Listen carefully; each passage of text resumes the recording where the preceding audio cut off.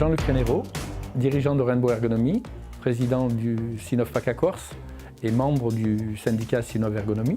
L'intégration dans la commission développement durable prend son sens parce qu'un ergonome apporte donc un regard au-delà du technique sur une fonctionnalité donc dans la compréhension effectivement d'un cycle de vie. Et par rapport à ça, ce qui nous paraît donc aussi intéressant, c'est de travailler aussi en pluridisciplinarité.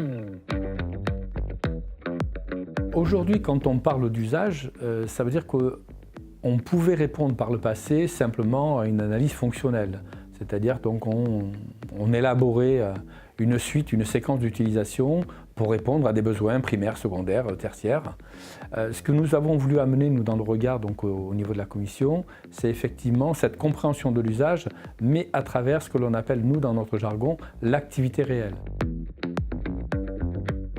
Comprendre aujourd'hui l'usage et l'évolution de ces usages, que ce soit dans la conception du bâtiment, dans la conception de produits ou de la compréhension, je dirais, des organisations sociales, c'est vraiment d'apporter donc un regard sur l'objet réel en tant que tel.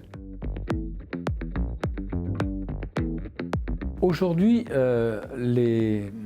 on va dire les personnes qui s'intéressent effectivement à cette évolution des usages dans le monde de la construction, on entend beaucoup parler de la conception pour l'intergénérationnel des écoquartiers. Donc effectivement, on fait un recueil de données, mais ce qui nous semble manquer, c'est cette approche donc, systémique dans le cadre d'une démarche vraiment scientifique que l'on va évaluer. C'est-à-dire que faire l'analyse aujourd'hui de l'usage à travers la compréhension du réel, c'est se doter d'une démarche. Donc une démarche souvent qui s'appuie sur du pluridisciplinaire, c'est-à-dire c'est une approche sociologique, c'est une approche psychologique, mais c'est aussi une approche environnementale, d'où l'intérêt d'être inséré dans cette commission développement durable, parce qu'on va apporter un regard donc concourant, transversal, pluridisciplinaire, et on va aussi s'intéresser à la compréhension de l'usage, mais à travers plusieurs séquences d'utilisation.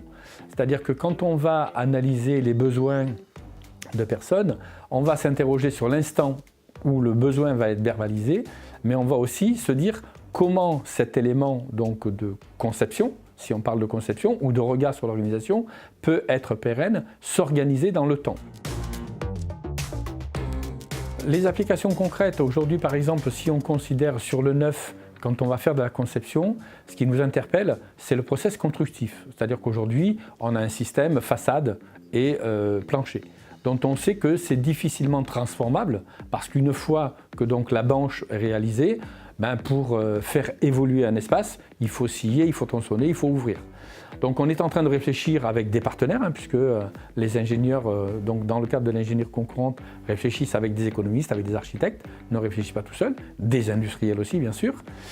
On réfléchit effectivement à des systèmes constructifs qui soient plus facilement adaptables. L'idée c'est de dire, j'ai un appartement qui est un T4 par exemple, je vais le concevoir, j'ai 30 ans, je suis en capacité d'investir, mais je sais qu'à 50 ans, mon mode de vie risque d'évoluer, soit dans le concept de la cellule familiale, soit par rapport à des modifications de ma propre physiologie ou de ma propre anatomie. Et cet espace-là doit pouvoir se transformer soit pour laisser de l'espace, parce que je ne l'utilise pas tout, et donc permettre à quelqu'un de pouvoir l'utiliser, soit l'adapter de manière à pouvoir répondre à des besoins complémentaires sur lesquels je n'aurais pas anticipé au départ.